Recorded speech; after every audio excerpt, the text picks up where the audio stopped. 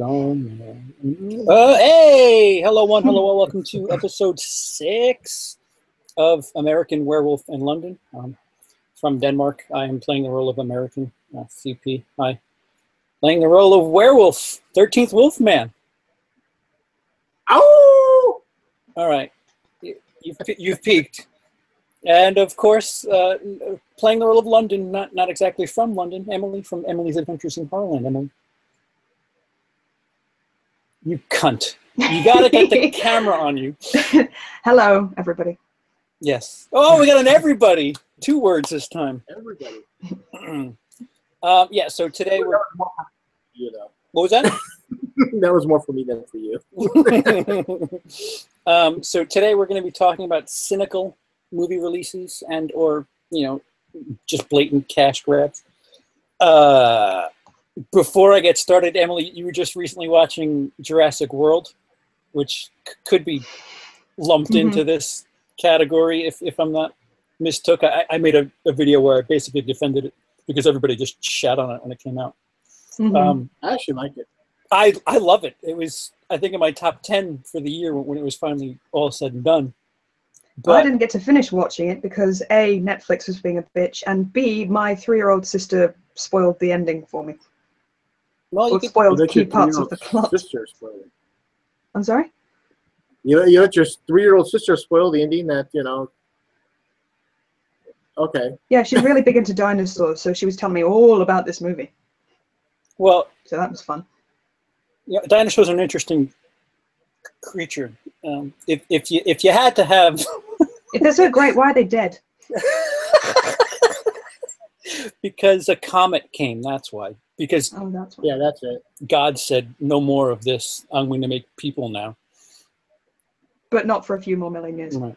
So if you had to have a dinosaur-sized chicken or a chicken-sized dinosaur, which would you choose? Me personally, I'd go for the chicken-sized dinosaur because if it bit you, you'd only lose a foot, say.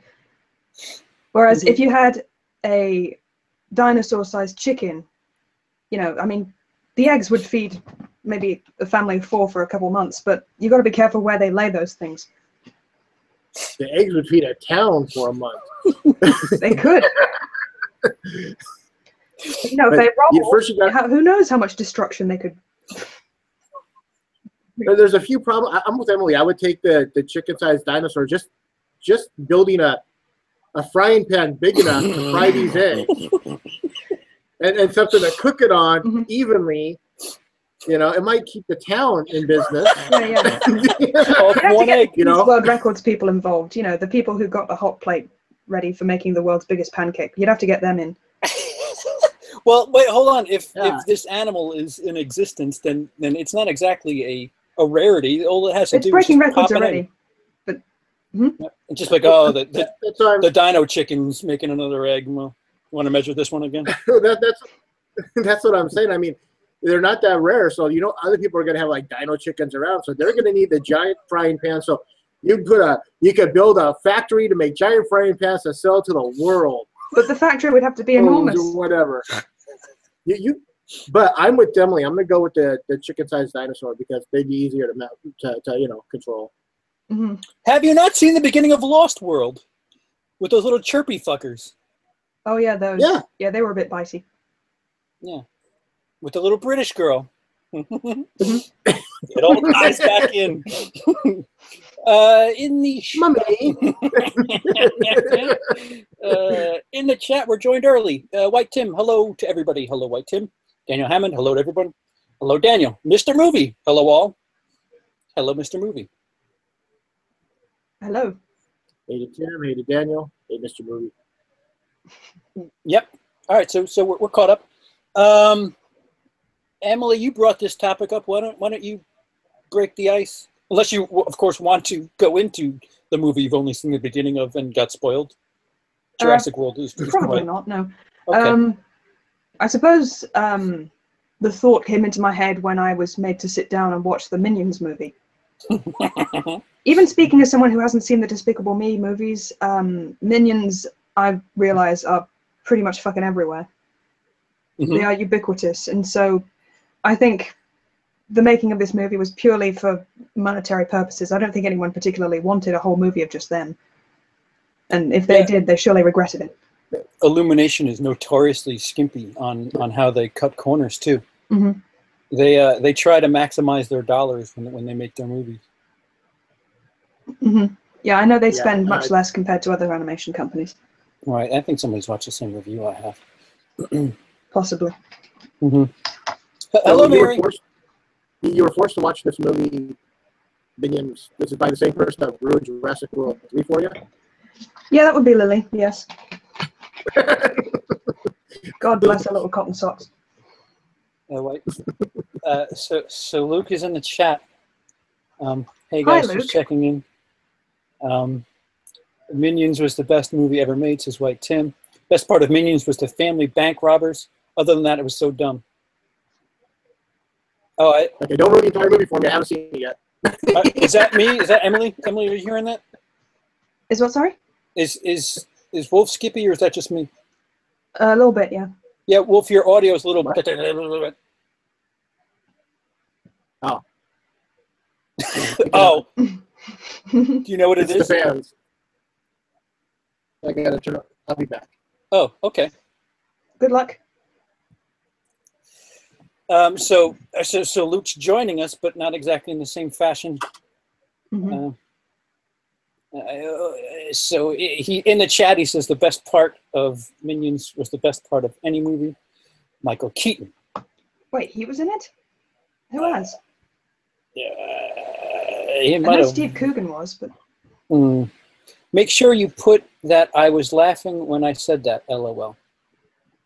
Oh, that best movie ever made. Well, I don't know what those little yellow faces mean. That could mean toothache. That could mean anything. I don't read emoji well, Tim. I apologize. We all set? Yeah, the Emoji Movie. That's the thing.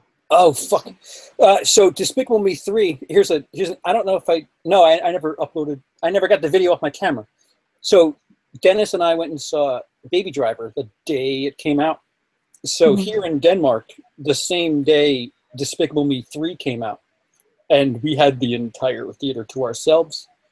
2 people. Oh, I love those. Watching Baby Driver, but the fucking house was packed for Despicable Me 3. Really? That's here in Denmark, so it translates well, is all I'll say. Oh, is that all you'll say? Right. Yeah, I refuse to see like animated cartoon, animated things in the theater because I just don't want to have to deal with the little ankle biters, making all the noise. You're still a little snarky chicken-sized there. dinosaurs. Oh, is it me? Are you hearing them fine, Emily? I'm hearing you fine, Wolf. You sound a bit choppy. You're a little glarbly. Wolf. Oh, he's adjusting. Back to the chat. See if Luke was here, it'd be a lot easier to just segue. Minions was bad, but it could have been the Emoji Movie. I guess. Emoji Movie was the best horror film of the year. It literally brought hell on screen. That's funny. Sad that Emoji Movie was greenlit. The Emoji Movie was population control. Jesus How does that Christ. I don't know. People Do you just drop a bomb on all the people who come to see it in theaters? People watch it and say, no, we're not having sex tonight. That's no. How you doing, Wolf? You good? I guess. I don't know. It's a little bit better. Do you want to talk about what we were talking about that I told you not to talk about and wait? Because I think it'll be riveting. You not think it'll be? You think it'll be just? You think it'll just ignite something in the chat? That's what you really think. I don't know. With the state of the internet, like I think we're at like an 80-20 of people that want to shit on this with you. So, and I'm with them. I'm one of them. Mm-hmm. No, well, we were talking. You brought it up. What do we want to talk about? And Ollie, brought up this topic, and I was like, well, another one that you could put in there is Ghostbusters. Mm-hmm. And I don't have a problem with them remaking Ghostbusters. as much as them just saying, hey, let's do a female-centric Ghostbusters, some of the most untalented women to do it. Mm-hmm. You know? Melissa McCarthy, Leslie Jones, you know. I think the only one out of all of them I can actually stand is Kate McKenna. Yeah, they actually shine in that movie too.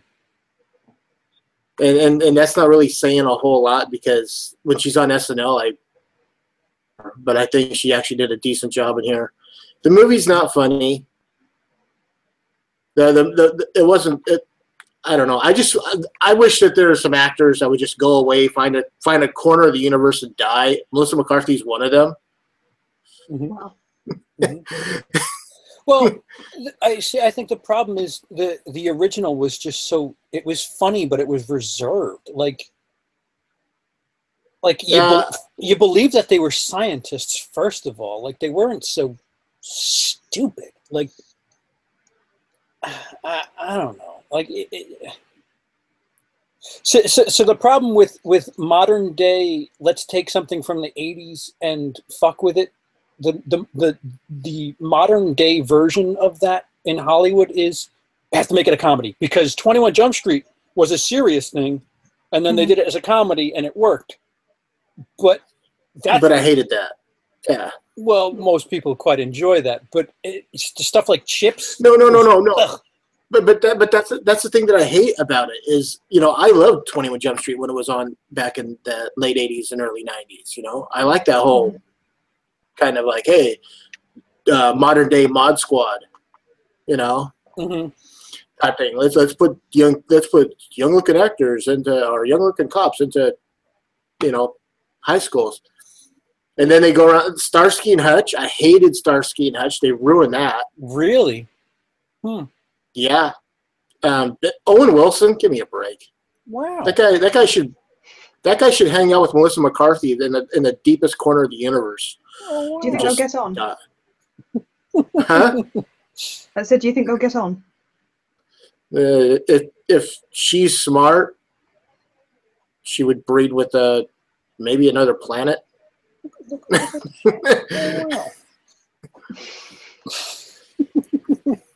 Sorry. I hated Starsky and Hutch. I will not see Chips. No. Baywatch. You know? Yeah. No. I'll watch Baywatch, but I'll wait for my uncle to hook me up.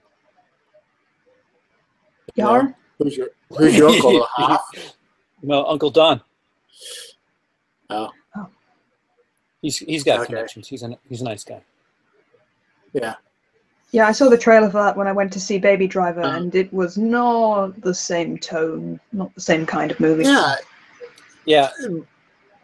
There's tons of like CP was saying, there's tons of TV shows and movies that they've tried to remake, and they change the tone too much for the people that are actually the fans of the show in the first place. They're like, hey, well, let's do an updated version of Miami Vice. I know, we'll get Jamie Foxx, I guess. Well, see, that was the opposite direction. Miami Vice was a little light, and then the Michael Mann version was so fucking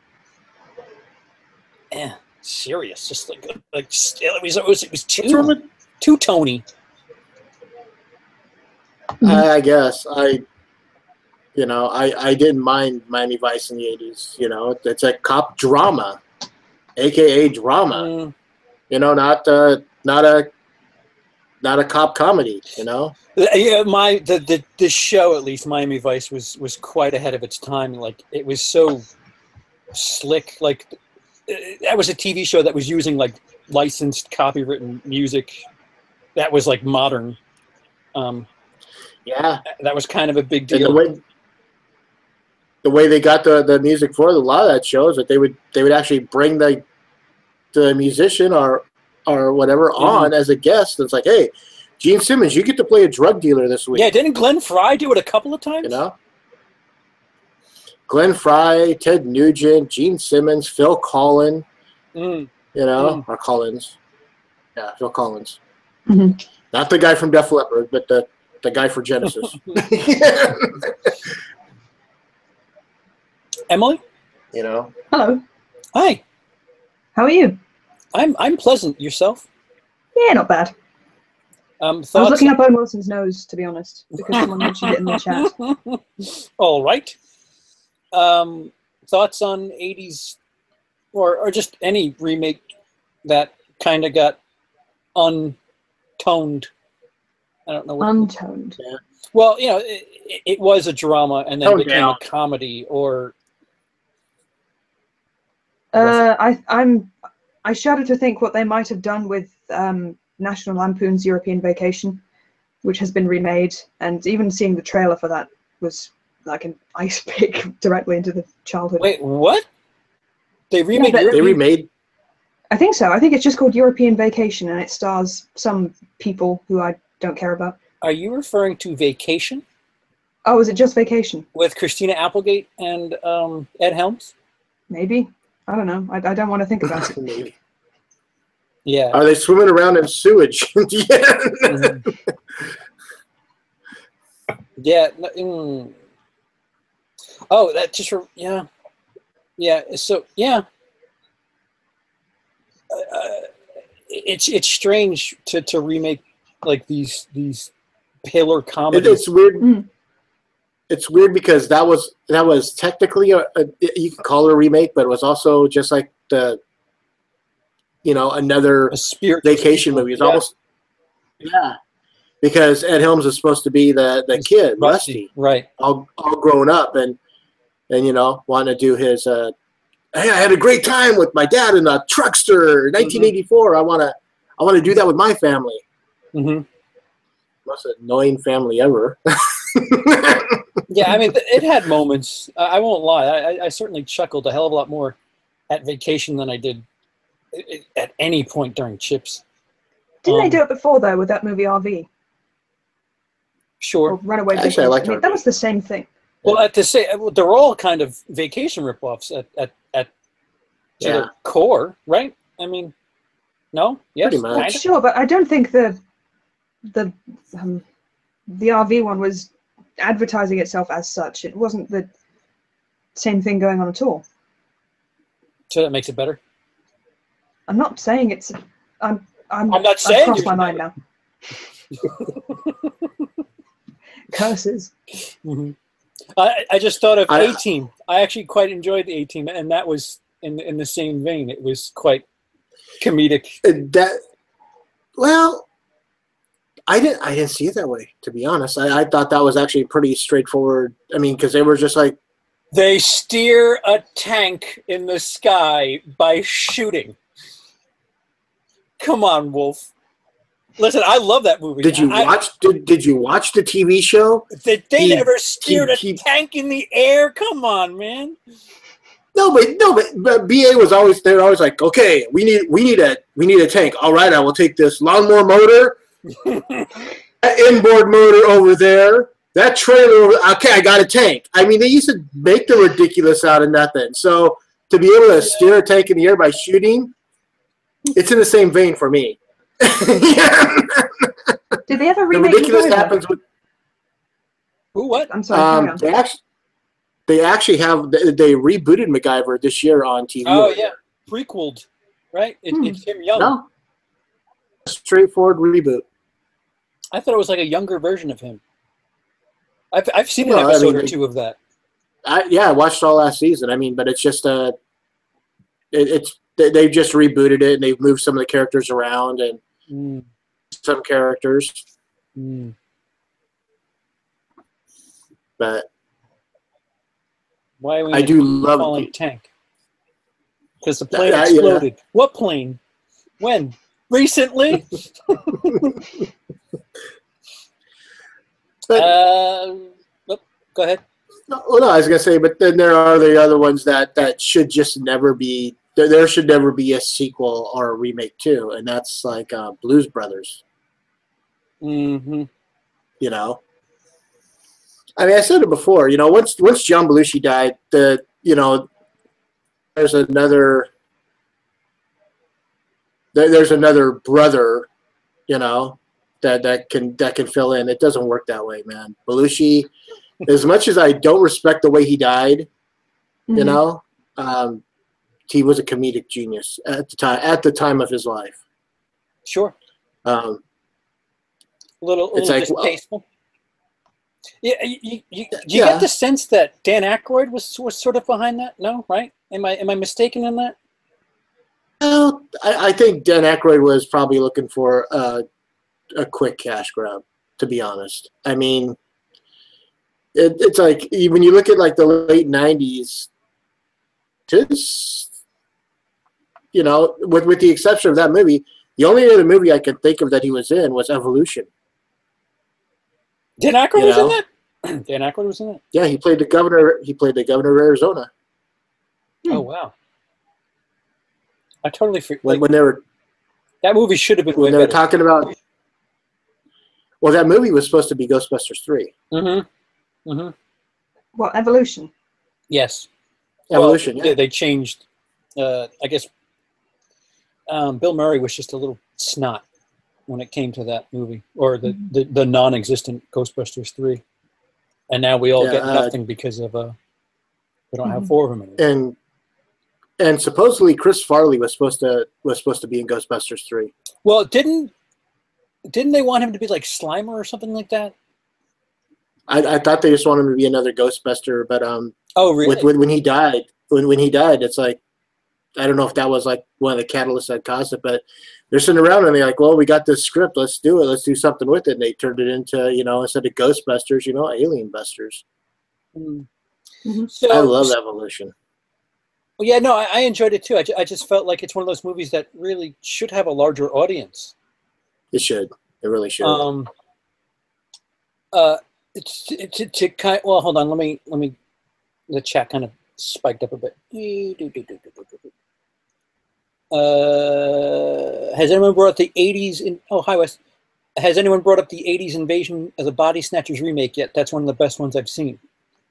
Actually, the '80s Invasion of the Body Snatchers wasn't a remake. It was a continuation of the '70s. Oh, here we go. Invasion of the Body Snatchers. Mm-hmm.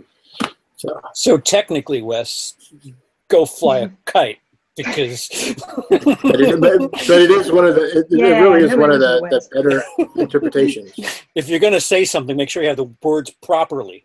A great remake I enjoyed. Wait, why are we talking about remakes all of a sudden? Great remake I really enjoyed was Let Me In. A lot of people prefer the original. Let the right one in, but I always like Matt Reeves' remake more. I like them both. That's to be honest. Interesting. Oh yeah, I fucked up. I was thinking of the girl with the dragon tattoo. I don't know why. I haven't seen Let Me In, but I get the impression that it's softer than the original Swedish film. Yeah, isn't it PG-13? I believe so. Yeah. Yeah, I believe so. Yeah. Luke says fucking Luke in the chat still. I'm with you, Daniel. Thought I saw the U.S. version first. Swedish original. Swedish original is a better film, but I think I prefer Reeves' film. Ooh, that's a good one, Daniel. Two kids got playing. Leave Let Me In were good for the role, but they cut out a lot more of the book's plot more in the first film and simplified it. Yes. Did they cut out the whole thing about Eli's spoilers? Mm-hmm. What? Or what? Go ahead. No, nothing. I'm not going to say. Well done. Be sure to check out the film. Lethal Weapon, the series totally ruined the franchise. It was dreadful. I actually kind of enjoyed the 3 or 4 episodes I've seen. I think it's less offensive when you do the other way around and take a movie and turn it into a TV show because they're not cash grabbing. Mm-hmm. Well, in a way they are, though. I mean, what's it been, 30 years? Well, they're focusing on story. It's not like they're just like, well, here's 80 minutes and blah. Yeah, but Fox was like, hey, we have all these titles that we could turn into TV shows. Mm-hmm. Let's see. Lethal Weapon, that was big at one time. Let's try to bring that back. Maybe we can spin it off into another series, White Tim says wrong. The show was good. All right, well, take it easy there, Dwight Schrute. False. Tim is. At least the Ghostbusters game sequel was good. Yes, that does count. What was it released? 2009, 2010. Yeah. For the Xbox 360, PS3, 4, whatever. Razorwire. It's not often I find someone who agrees with me on this. LOL. I agree, though. Some scenes in the original are better. One scene in particular being the hospital scene. Technically. So now we need to go back and look what Razorwire was talking about. And Wes corrects himself. It was a continuation. Awesome. Didn't know. Well, now you do. And don't ever bring anything to Wolf without first checking. Fail. I've never read the book, but I'm sure they left out a lot. Most movies based off books tend to do that. LOL. Yeah. See Harry Potter. It's rated R. No, it's R. That's let me in, I'm assuming. I remember that. In the American version, Eli's not mutilated in that way. Mm-hmm. No? Okay. Good grief. No, there's no way Fincher's Girl with the Dragon Tattoo was PG. I wasn't referring that, Luke, if you were here. Yeah. Dana Hammond, remember the rape scene? That's not PG-13. Yeah, it's my fault. It's all my fault. The rape scene from what? And we're caught up. Sorry. Girl with the Dragon Tattoo. Oh. Yeah, no, I wasn't talking about the Girl with the Dragon Tattoo. I mixed up the two Swedish films for Sweden. Yeah, the two Swedish films from Sweden. Okay. Well, at least they're not the two Swedish films from Norway. Good old Norway. Fair enough. But there have been a lot of, like you put, cynical or just cash-ins. People are just trying to, hey, my life isn't going anywhere. I still have this sitting. Well, we have the flip side. You kind of alluded to it before. The Bruce Willis Death Wish, which doesn't look like it's a comedy, although Eli Roth is directing it. So who knows? See. Gut reaction. I like Eli Roth. I like Bruce Willis. But I've seen the trailer for this. I've seen the trailer for this, and my problem with Bruce Willis in this is that the book in the original movie, Paul Kersey is an architect. He's a very naive type of person. He knows that there's evil in the world, but he never thinks evil could actually inherit his world. And then Jeff or come into his wife without permission. And then Jeff. Sorry. And he becomes more of an angry person. Whereas Bruce Willis in the trailer, he always looks angry. It's like he knows that there's evil out there, and he's just waiting for it to happen. He's so angry about it. I just don't see him. I don't see him being able to do the softer side, the more caring side, and Paul Kersey, and that's my problem with Bruce Willis being cast as. I'm not going to put it on Bruce Willis's shoulders because Eli Roth. You want to talk about cynical? He's got this either or type thing. It's either too serious and fucking crazy or too dopey and funny. He just never gets the right middle ground. It's either somebody cuts their fucking face off and laughs about it, or nothing. There's never real emotion in an Eli Roth movie. Yeah. And you're right. I don't think listen. We've only seen what, 1:50, 2:10, whatever. Something like that. Yeah. I just don't see it. I see this. Do you think Roth has a hang-up with trying to shock people? Yes. Maybe that's the problem.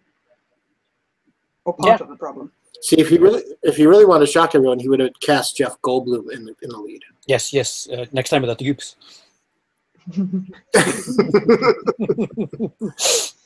That would be interesting. Life finds a way. I didn't mean to airbag us. No, I don't have an accurate Jeff Goldblum. I apologize. Is he still getting work? I haven't seen him in anything. He was just in Guardians too. Oh, wait, no. No. Yeah. Wait, what? Was he or wasn't he? He was in the. He's in Marvel's shit for the next couple of times. Yeah, he's in Thor. That's what it is. He's in Thor Ragnarok. All right then. Yeah. Yes. But clearly, I'm not going to see the right he's still getting work. Well, good. I'm glad. And he's doing commercials over here as like some Steve Jobs type of character. I mean, binding It's the weirdest commercials. I don't know if He's I not read playing commercials Jeff. or not.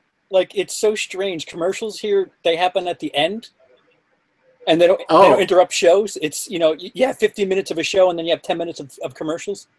I don't miss the, all right, here's 10 minutes in commercials. Here's 10 minutes, more commercials. Yeah, So you could skip commercials if you want here, and it's quite interesting. But you I can do kind that of here miss some too. of It's them. called the DVR. Right. If you wanted to, you could record all the commercials and then just watch them later. Yeah, I guess I could catch up with all the stupid shit like a 1877 Cars for Kids. I got so sick of that fucking song. I used to enjoy watching all the movies that we taped off the TV because then they were interspersed with these bizarre adverts from the 80s. I used to love watching those. Am I weird? No. You know, not exactly. There's someone out there. I was gonna say, you know, there's someone out there that just watches TV for the commercials. Yep, that was me as a kid. Oh, the adverts are on. I was mainly hanging out for the caramel bunny. Mr. Movie says, I'm not a fan of Eli Roth. See, here's the problem with Eli Roth. Quentin Tarantino said he was the next big thing. I think that's the problem with Eli Roth. If because he has an endorsement from that guy. Right. If the Lord and Savior didn't say, holy God, this guy's fucking incredible, we wouldn't be talking about him. I mean, Cabin Fever was okay. Hostel was a unique idea. Hostel 2 was, again, a really neat idea, but then he goes so far in the opposite direction. We're just like, dude, what are you doing? Like, huh? He casts fucking Keanu Reeves doing his best Nicolas Cage for Knock Knock. To be fair, he did nail that. Yes, he did. He did do a really good Nicolas Cage and Wicker Man in that movie. And then what the fuck? The Cannibal Holocaust remake, Green Inferno. Again, not a remake, but okay.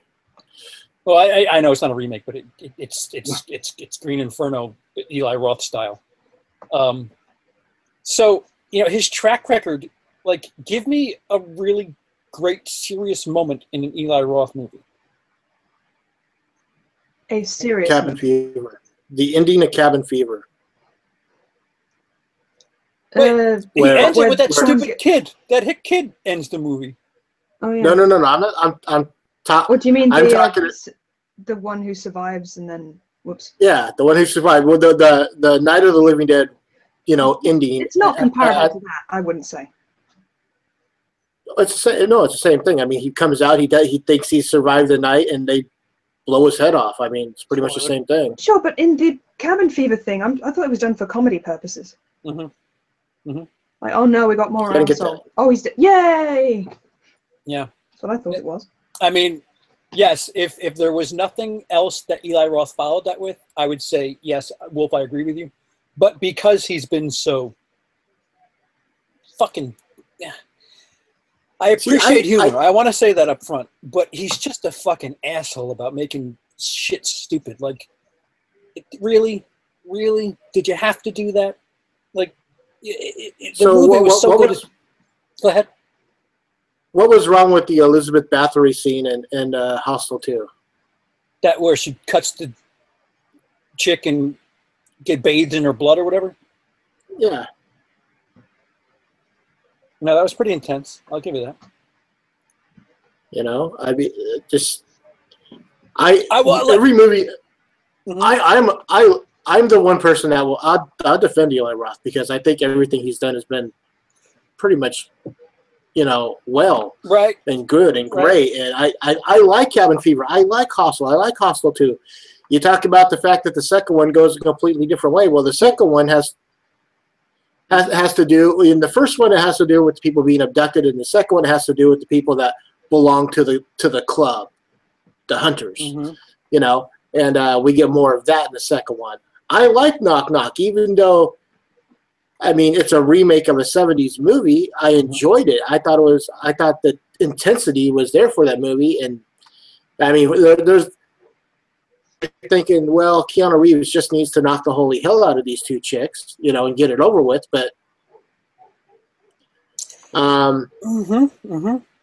No, I'm with you. I'm totally with you. But as far as, you know, trying to say, like, Emily, what am I with Eli Roth? I'm sorry? What am I regarding Eli Roth? Ambivalent? Not the wrong A word, but sure. Fucking A. Starts with an A and ends with a hole. I'm a Eli Roth apologist. That's the one. Yeah. Okay. Too many words to start with the letter. Assholes are probably the best guess, by the way.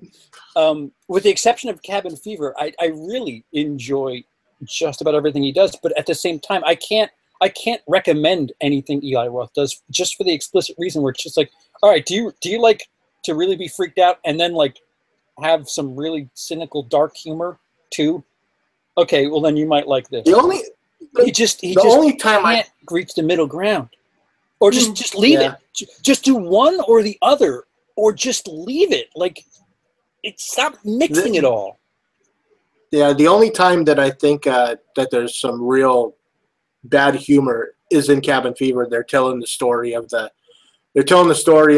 bowling alley, and they talk about the guy's head who comes up through the pin thing, and they show him and he's smiling, and I'm like, that's just like.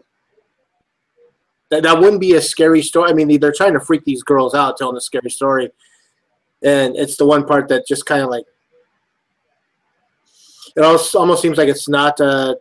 It doesn't work with that whole scene, you know. Mm-hmm. Chatty. What are we up to? Not a fan of Eli Roth. He's also going to be in Jurassic World 2. Eli Roth. Eli Roth does some acting, yeah. That's why it's been taking him so long to make movies, is because he's been doing a lot of acting. He was in Inglourious Bastards. I loved him in Inglourious Bastards. What the hell is the plot of Jurassic World 2 going to be? At this point, they should have got the idea that dinosaurs are a bad idea. Well, the park's been open for a while. Yeah, Jurassic World 1, they should have thought it was a bad idea. Well, you were a bad idea. Your face was a bad idea. He was good in Inglourious Bastards, but I'm not a fan of his directing. Yep. Green Inferno was shit.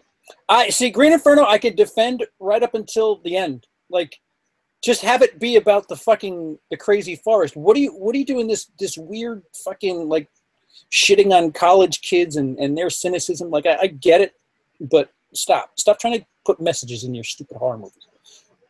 So what about TV shows take the movie, remakes, and expand on the story? Fargo. Ooh.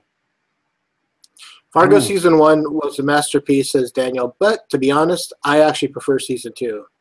I like season 1. I have season 1, but season 2 I think was better than season 1. Season 1 was the one with Martin Freeman, right? Yes. I think it did a much better job than the film, even, of getting that Coen brothers sense of awkwardness and everything is wrong, everything bad is happening to this character. The kind of thing from like A Serious Man. Mm-hmm. That only they can do. I thought they did it even better in the TV series. Well, William H. kind of brought it on himself a bit. Oh, dude, yeah. I love the movie, but yeah, I agree with that. William H. Macy just kind of like screws up his own life. Mm-hmm. Fargo masterpiece. Do you mean like Stargate? I've never seen either the movie or the show. Season 2. I like Stargate SG. I actually like the first 2 series that came out of the, Stargate SG-1 and Stargate Atlantis. I didn't care for SGU. Season 2. And now they're talking about bringing Stargate back, but they're going to do it a la Stargate. They're doing it the same way that CBS is doing Star Trek. It's going to be on some, you pay for our service type thing.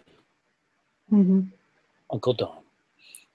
Season 2 is great, and season 3 is all right. What up, Dennis? Well, you're a little late to the party, huh, Tim? Or Dennis? Yes and no. Stargate SG-1 didn't really redo the movie; they just continued it. Hey, Tim. All right, so now they're gonna have a little orgy in the chat. No, Jeff Goldblum. Oh, Jeff Goldblum's going to be in whatever the fuck you said before, the movie before that. I thought he meant Eli Roth. Yeah, Jurassic World 2. Oh, that's way better then. If he's coming back for Jurassic World 2, I think I'd have to watch it. That you'll have to watch? Yeah. Well, but The first Dude, movie Jeff been Goldblum spoiled is a for me, must-watch no matter how crappy the movie. I wasn't talking about what seasons was best. You're talking about Cash Grabs, Fargo season 1. Is the movie expand? I don't know if it's a movie expanded, Dennis. No, it's not. I disagree with that. I mean, Fargo season 1 really has nothing to do with the movie. Oh yeah, Dennis. Somebody. Well, no, that's not true. They do bring up the money. Oh right. Well, it's connected, but not a remake or right. But it's not. Yeah. Stargate Exactly. is coming back as a prequel series to the original movie.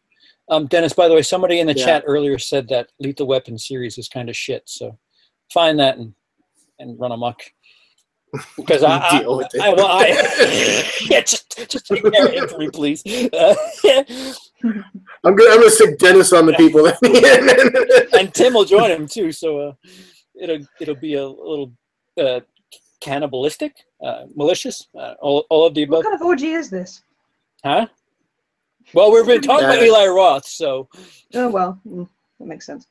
I think. Now, talking about Eli Roth and going back to the original topic. Oh boy. Cabin Fever remake. Cabin Fever remake. That was nothing but a cash grab because they used the exact same script as they used in the original movie.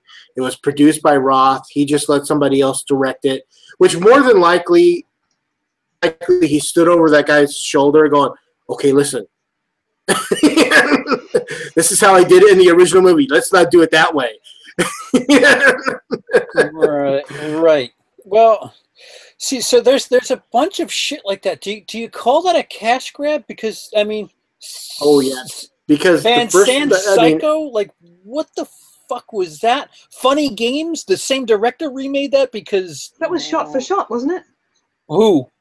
Psycho? No, the Funny Games remake. Yeah. Well, both Psycho was with an added ass crackers. The only thing that was different was the showers. In Funny Games, it made sense, kind of, because it was, for an English audience this time around. But that was going to be my statement too. Is like the fact that I don't think a lot of people saw the original Funny Games, and then when it finally came, to an English speaking audience, and it just kind of made a little bit more sense. But Cabin Fever, no. I recorded it one night, and said I'm gonna check this out, the remake, and I love the original. I wouldn't buy this if it was on the cheapest. If someone said, "Here's 50 cents, I'll give you Cabin Fever the remake." I like that in this scenario, you're still paying for it. Like, no one's flinging it at you.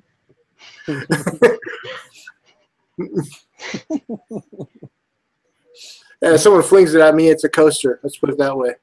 I see. But if you're paying 50 cents for it, it's like, well, I might as well watch it. I'm not paying 50 cents for it. That's the thing. You didn't have to. This is an imagined scenario where you get the DVD from somebody and you're still paying for it. Just a nominal value for no reason whatsoever. I'm just saying I wouldn't pay for it. I like that this scenario is harder for you to process than the Dino Chicken. You had a complete layup ready for the shit. You had frying pans getting ready to be sold for the fucking Dino Chicken. Wait, what? I don't want to pay for it. I went to a whole Flintstones thing. When you think about how the Flintstones did everything,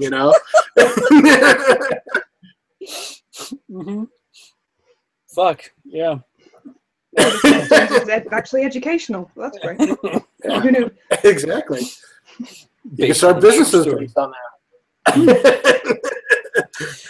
Another remake that's better than the original. The names were changed to protect the innocent. Another remake that's better than the original is True Grit by the Coen brothers. No. God, no. No?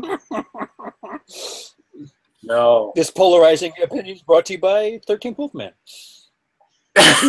Listening to Jeff Bridges mumble through the entire movie for like 2+ hours isn't better. Doesn't he do that in most At least movies? I can understand John Wayne. That's the thing. He's turned into that, and it's really annoyed me lately. It's like I saw Hell and High Water, and he basically did the exact same thing. I'm like, wow, because he used to be a great actor. I'm like, his acting has really gone to crap, you know, since True Grit, because that's all he does. I don't want to hear it, man. Even in Ghost Rider, he's that same kind of character with the hat and the black heart. Yeah. No, I agree. And yet he gets Oscar nominations for this crap. You know, it's like, hey, you know, if you're gonna make a movie with Jeff Bridges, you better put subtitles in there because no one's gonna understand what he's saying. Actually, yeah, he was like that in R.I.P.D. too. Oh, was that him? Or was that someone similar? No, it was him. Okay. That was him. Doing all bottom lippy talk. Talking through the mustache, I think. Yeah. Maybe it's just his mustache talking. Maybe he's trying to get the sequel to Sling Blade made, and he wants to French fried potatoes. Sorry. It just sounds like he's had a stroke, you know, and he's been trying to, you know, act through a stroke for the last. First we were bashing Owen Wilson's nose, and now this. Well, somebody in the chat was bashing his nose, or saying that it looked like it had been bashed already. Well, yeah, it's kind of like broken looking. Yeah, he's got that. Yeah. Of course, Luke Wilson is the better of the Wilson actors, you know. Sure. If I have to take my choice, I mean, I'd rather listen to Luke Wilson talk than Owen Wilson wheeze through everything. Luke, that reminds me, Luke. That name rings a bell. Just something's missing from this chat. Scarface. You feel it too? Yeah, this is the force. Scarface was better than the original. Right? They're remaking that too now. What's that? Scarface. Scarface has been getting remade. It got greenlit. Oh God! And it's taking place in Florida. No, it was in Florida. It's taking place in California with Mexicans. Okay. Because the first one was what, Chicago, with Italians. Chicago. It was Chicago and Al Capone, basically. Right, and then they moved it down to Florida for Cubans, and now they're going to California with Mexicans. Okay, I nominate John Leguizamo as Scarface. wasn't John? No, I'm thinking of Carlito's Way. I'll stop in my tracks. Daniel Hammond says, "I missed the chet. What? Go ahead." John Leguizamo and George Lopez, you know, in Scarface. And Gabriel Iglesias is just, you know, somebody who gets fucking murked for no apparent reason. Yeah, he'll be the one in the bathroom with the chainsaw. They must replicate that scene. I missed a dude. What about the recent Planet of the Apes films in comparison to the old Conquest of Battle of the Apes films? I think the new versions are better. The old ones have their charms. That kind of goes against what we were talking about. The newer ones are quite more grounded in tone. Get your filthy paws off me, etc. Yeah. All right. We have nothing else to add to that? No. I can go on and on. No. I think the new ones are technically better, but. Oh wait, that's right. Don't you prefer the older ones, Wolf? Yeah, I do. All right. Well, finish your statement, Emily. I'm sorry. So rare that you have something to say. That was all I was going to say. That the CGI works. I mean, it's not people dressed as apes. I don't know how we're going to get to the point where it's apes to ape-looking people. I don't know if that's covered in the new film, but I guess I'll have to wait and see. Is it going to get to that point? Are we ever going to see that transition? Wasn't this the last movie? The War for the... I don't know. It's the last in a trilogy. Yeah, I thought this was it. I thought this was like the you're the only one in this outfit that's seen it. Well, so we're kind of in the darkest at the ending. Although I haven't seen it. Oh, I haven't seen the newest one, but I'm just saying from what I've read, this is supposed to be the conclusion. Right.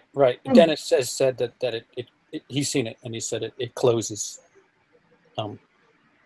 It was all a dream. Statue of Liberty and the So orangutan wakes up. What? Oh, what a weird. Whew. Yeah. I dreamt there was humans and dinosaur-sized chickens.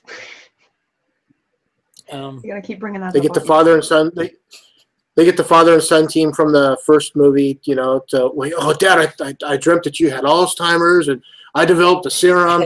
Whoa. So apes are running amok. You prefer the older ones to the newer ones, Wolf? Yeah, I just think it's a whole generational thing, more or less. If anything, it's like I grew up watching those 5 films, you know, Planet Beneath, Escape, Conquest, and Battle 4. Mm-hmm. And they were always on local channels growing up and cable, and just kind of like fell in love with them, and like the you know, they have their charm. And you know, when just with this Tim Burton. Sorry, Tim Burton. 2 weeks ago. Tim Burton just completely, you know, realm of anything, and completely just, I don't know. I just lost complete faith in any remake after that. All right, so you know? Take away the last 2 minutes of the Burton remake. Do you still have that opinion? Yeah. No, I mean, like I said, I have more of a love for the classics. You know, and it's a generational thing. I know you're a little bit younger than me, so you know you're more adapted to the newer stuff. Whereas I dig the Charlton Heston, you know, movies. Escape is actually my favorite of all the movies. Mm-hmm. Because it's kind of a whole reverse thing, you know. The apes escape the future. Sorry. They escape, yeah. The apes escape. Mm-hmm. And they wind up back in the 70s. And so they're kind of treated the same way that Charlton Heston was in the first movie. You know? Okay. I just turned Emily off. Sorry. I can't unmute you, Emily. You have to unmute yourself. Did you hear me pleading to come back and saying I'm sorry? No. You bastard. Sorry, guys. Bad jokes get kicked out. You go bye-bye. I like the joke. It's very Red Dwarfish. Oh, wait. All right, so the chat has got enough to catch up on.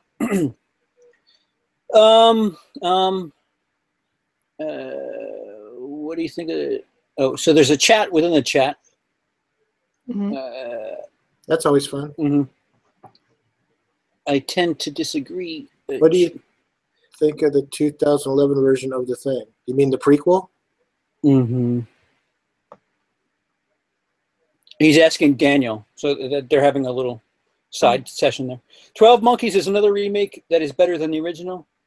The Man Who Knew Too Much and The Fly was better than... Wait, 12 Monkeys is better than the original? What are you talking about? The short from they must be, well... Go ahead, Wolf. I was going to say, they must be talking... I didn't even know that 12 Monkeys, the movie, was a remake, but I know that there's a TV show. No, 12 Monkeys is based on a French... no, maybe not French. Fuck. It's based on a fucking thing from the 60s. I had to watch it in film school. It's the only reason I know it. And I don't remember it. That's how...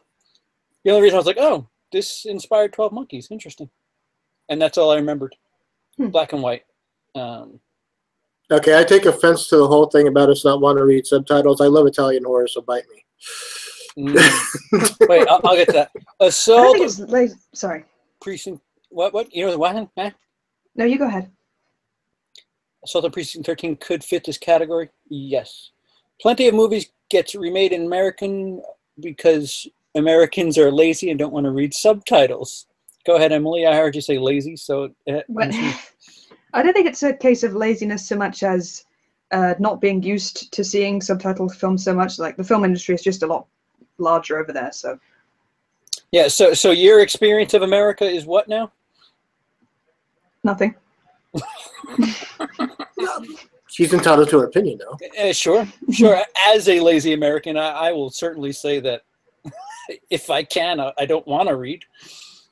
So see, and I like I said, I love Italian horror, and Italian horror, a lot of it, you know, even if you want to hear the American dub, which a lot of times is pretty bad,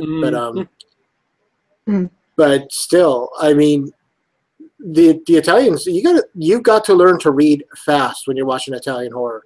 They tend to like spit it out, and then it's like up there. Whereas if you watch like a Korean film or something, they'll leave it up there for, you know, a minute and a day for you to read. It seems like it's just a matter of getting your mind to train your mind to read as fast as they're spitting stuff out. If you know the language, you can kind of keep up, but it's helpful to, I don't know. I feel like if you're reading subtitles, you're not taking in as much of what's happening on screen, which is a bit of a disadvantage. Yeah. That's why you got to watch the movie like twice. You know, you watch it once with subtitles, and you get the whole gist of the movie, and then you watch it again, and you know, as they yammer on, you know what's going on. If War of the Planet of the Apes has everything set up for the original film to happen, okay. And then Daniel and Wes tend to get into a little pissing match. I didn't like how stupid the creature was in the film. It exposes itself to a lot more when it's necessary. It made the movie less scary. That's definitely not the worst prequel. Yes, but here's an interesting thing. So the 2011 prequel to The Thing answers the question at the end of the John Carpenter movie. Which is? Who is real? Who's real and who's the thing? It kind of explained that, but I would have preferred not to know. I know, but I mean, it's something that everyone always kind of wonders. And so in the prequel, they explained that the thing. Hold on, I'm just going to hang up. 7 days.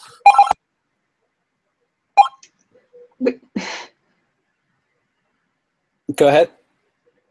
I have a problem with the ending anyway, because you know, Mary Elizabeth Winstead is with her dude, you know, fellow final person who has an earring, and then she comes back, and not only is it missing, but he doesn't realize that it's the wrong ear that he has pointed to, which is ridiculous. If you were the Thing, presumably you would have assimilated the host's memories or the fact that it remembered which earring. Yeah, but it can't assimilate inorganic material. I know. So I mean, I'm just saying, it should have been. No, I mean, so yeah, it should have, but I just thought it was kind of an interesting answer to the question. You know, is it McCready or is it Niles? You know, Nails or Niles? How do you pronounce his last name? at the end of the.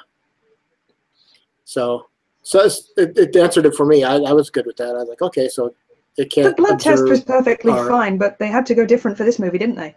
They had to set the whole lab on fire just to do this fillings thing. Yeah. So yeah, that's it.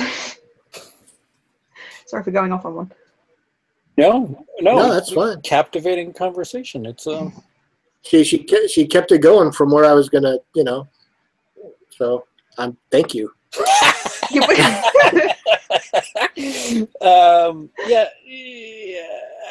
I don't.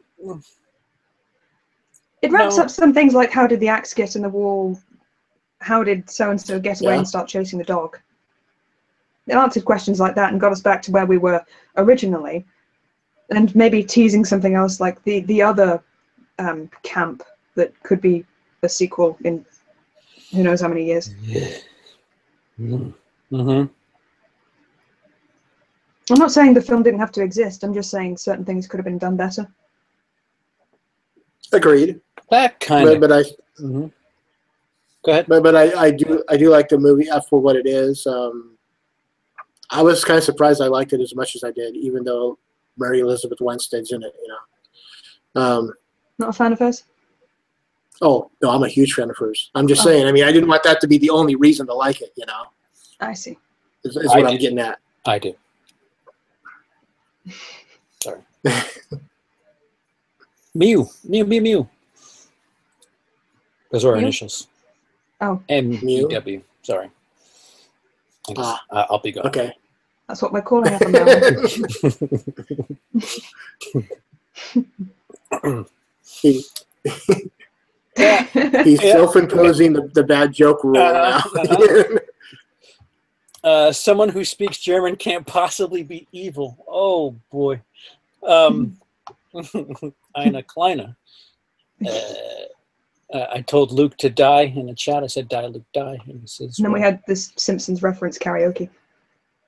Oh yeah. Mm-hmm. All right. Do you not recognize the? No. Do I not recognize the what? The reference. Well, Sideshow Bob is in court and he has a tattoo that says "Die, Bart, die," and it's pretty much this. Oh. Is his response. Yeah. See, if Luke were here, we could have been well past this, but he wants to be a chat whore. I'll let him be a chat whore. Mm-hmm. What a whore of the chat.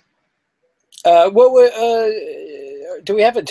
Have we run aground? Is there any other cynical releases that deserve our time?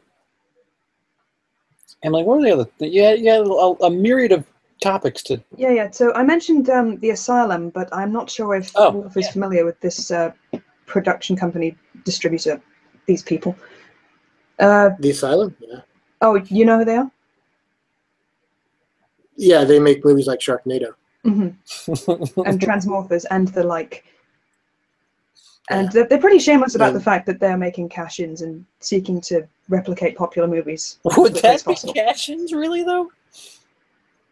No, I know what she's saying, because like the year that Abraham Lincoln versus the Vampire, Abraham Lincoln Vampire Hunter came out, they made Abraham Lincoln versus the Zombies, and it was pretty much just a direct, it's like they got Bill Oberst Jr. to play Abraham Lincoln, There's like, okay, well, we know that there's a movie coming out, and we're going to release ours like 3 weeks before that, just to try to confuse the people, type of thing. We're going to spend 1/100th of the budget in doing so. Yeah. Yeah, but they've actually found success with Sharknado. That's the one thing that they got. Well, that, and I think they're the ones that produce Z Nation, the TV show. But it's the one thing they got going for them. Was Sharknado the one that kicked off all these shark low-budget horror-ish movies? No. Shitty low-budget horrors have been around forever. Yeah, I'm a huge shark. I love bad shark movies. I just recorded like 5 of them over the weekend. Mm-hmm. Because I want to watch them. But no, Sharknado got lucky. There was already like CP said, that there was already like all these low budget shark movies and stuff like that were coming out. They just found a way to do it on the super cheap, and made it interesting enough that people were willing to watch, 4 others. The 5th one came out on Sunday.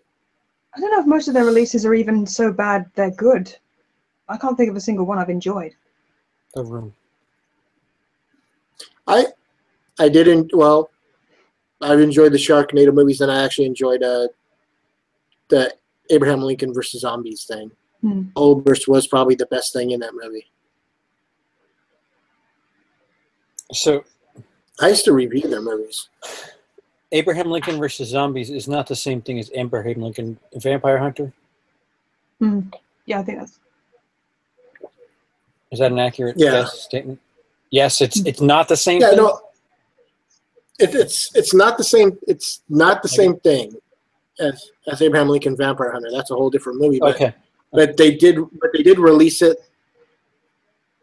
like 3 weeks before Abraham Lincoln Vampire Hunter came out, just to cause a stir, to cause a confusion. Mm-hmm. You know, like that's Operation kind of like Dunkirk. their. Yeah. There's a film called Operation Dunkirk that just came out. Just like, And I bet you anything that the asylum was attached to it. Very possibly. I kid you not. No, I wasn't disagreeing. You know, I mean, I wouldn't be surprised if they came out with a movie called like Motorcycle Cops in California. What would that be? Oh. Oh. Wouldn't it just be like Chips Boys, or like you want to get close to the title so that people mistakenly watch it? Fries. No. Please don't boot me again. Yeah. Only once per show. Sorry. You know. Well, what do you guys think of sequels that get really spaced out, like stuff like Dumb and Dumber 2? Well, The Thing. Okay. Which Dumb and Dumber sequel? Because there were two of them. No, I'm not counting Dumb and Dumber. You brought up Blue. So sequels that have at least one major actor that was in Original cast. Right. Original cast member. Right. Okay. So I think if there's a long time between sequels, they have to be very sure that it's something that the audience actually wants. Mm-hmm. So And make sure you includes- go check out Super Troopers 2 when it comes out. No, I actually agree with Emily on that. You see some movies that they're like, hey, we got the idea to do a sequel, and like, okay, it's been 20 years since the original film. Mm-hmm. I think your time has passed. Mm-hmm. You know, you should have cashed in. Well, a really good example of this, and I think this is the reason it failed at the theater, is Sin City, A Dame to Kill For. Years between the original film and the second movie. Did A Dame to Kill They For took too depend long. on having seen the first one? I mean, was it a standalone type movie or? No, there was references to the first film. Mm. You know, but I think that kind of like just did them in because they waited too long to do it. You know, I like the movie, but I just, I mean, their audience was already gone. You know, in that 10 years, that a whole set of a new generation that did coming, and said, hey, why do I care about this 10-year-old movie, or the sequel to it? Leela T joined us. Hello, Leela. Hope you enjoy your lunch. She's having her lunch with us over on your side of the coast there, Wolf. I hate the Fast and Furious series so much. Yeah, am I on a delay? Why did you wait so long? Oh, yeah?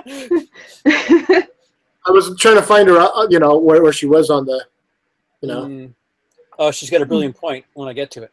I hate the Fast and Furious series. I hate the Fast and Furious series so much. Some of the most overrated pieces of shits ever, in my opinion. Wow. The Anchorman sequel was awful. Yeah? Mm-hmm. Hey, Leela got here after all. What about the guy who put up a Kickstarter to be able to submit the longest film of paint drying on a wall possible to the BBFC for classification, so they had to watch all of it? Cash waste, kinda? Did they do Dutch angles or something at least, make it kind of interesting? Also known as the Razorwire Marathon. Can you get at least Bob Ross to paint the wall first? Wes says, hello. Magnolia, yeah. And then Leila says, did you guys already discuss Blade Runner? Which we haven't, but brilliant dropping. My dad's favorite film. How does he feel about the sequel? How do you all feel? How do you all feel about the sequel? Or the idea of such? If you want me to go for, yeah, I'll talk about it. I mean, I finally just picked up I finally saw the final cut for the first time, like a couple weeks ago. I've seen the original, I've seen the director's cut, over the years, and I love this movie. And then when I heard that they're coming out with Blade Runner 2049, and going back to what I was just talking about, is it too long to come out? The fact that they got Harrison Ford to come back lays a little credibility to it, but so far everything that I've seen on the trailers, I'm not 100% convinced. I can't stand Ryan Gosling. Well, doesn't having Harrison Ford in the modern 70-plus-year-old version of him kind of fuck with some of the mystique of the original? Wasn't there some sort of ambiguity to him? Exactly, to whether Deckard was a replicant. Right. Or we're pretty sure Rachel's not hanging around anymore. That's one thing. Well, they didn't want her in that movie. She was ready, but Sean Young basically tried to get herself in it, and I don't know, maybe something's happened. Emily, I agree with you on that. I mean, I think it does kind of screw with the continuity, or at least ambiguity of whether the appeal or some of the pizzazz of the original. It's like, oh, all right, well, it's definitely not that now. Well, but here's the thing: Harrison Ford has always claimed, ever since this movie's come out, that Deckard is not a replicant. Because he wrote it. Ridley Scott, exactly. And Ridley Scott has always said straight up, Deckard is a replicant. Well, that's fine for Harrison Ford to think not, because presumably his character doesn't think so. Ooh. Yeah. But still, I mean, I'm with you. I want to see this, but I just... Fucking actor. Yeah, exactly. I'm with you, yeah. Wouldn't it be funny if they killed Deckard off in the first third of the movie? Oh, boy. And his son does it while the new character watches. His son. Look at Callista Flockhart in a wig. What happened? I'm sorry. I got a little lost. Callista Flockhart. Emily, your thoughts on your dad's favorite movie? Well, he's excited for the new one. We're already planning to go see it. Yeah, I think the nostalgia is so strong with him that he is compelled to go see it, no matter how bad he thinks it will be. Yeah, but yeah, I'm kind of ambivalent, so I'm going in with higher hopes, I suppose. Hope. What are your thoughts on fewer the original movie? I like it. It's certainly quite different looking from most of the other sci-fi I've ingested over the years, so it has that going for it. Which is nice. Yeah, always nice to see a change of scenery. It was funny because when that movie came out, they were nominated. That Blade Runner was nominated for best costume for the Academy Award over here, and I believe the movie that won was Amadeus. Right. Costumes in Blade Runner, it's like people had to come up with some original ideas. I mean, yeah, a lot of it was very 1940s noir look, but some of the other stuff was very creative. But the movie that won is the one that just rented the costumes. So, yeah, sure. Let's give it to them. I think as long as they keep that aesthetic and the same tone as the original, I'll be on board. Is there anywhere they could take this story? Nothing that I can think of, but again, I don't have too many expectations. I'm sure I'll be pleasantly surprised. I think some of the appeal of like classic sci-fi just won't ever be there again. Like some of the appeal to classic sci-fi was like the ooh and ah and the seeing these crazy new worlds, and we're just so, I don't know, expectant of, oh yeah, it's a crazy new world. That's awesome. Yeah. But well, did you know that the movie Soldier with Kurt Russell is actually it takes place in the exact same universe as Blade Runner. No, I didn't know that. Yeah. No, I didn't know that either. I always, what the fuck is the movie with Jude Law? Fuck. Oh, Repo Man? Holy fuck. I like that a lot. I love it. How in the fuck did you get that? I said Jude Law. I could have meant fucking Alfie, for fuck's sake. No, because we're talking sci-fi. Alfie is not a sci-fi movie. Yeah, Repo Man is my favorite Jude Law performance. He was good in Artificial Intelligence, I thought.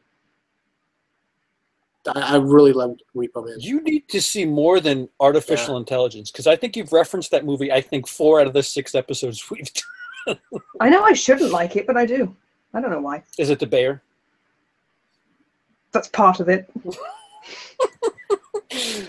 Yeah, but I got a little bit of Blade Runner surroundings from the, what was it called again? Repo Man, yes. Mm-hmm. That's it. Yeah. That's all I had to say.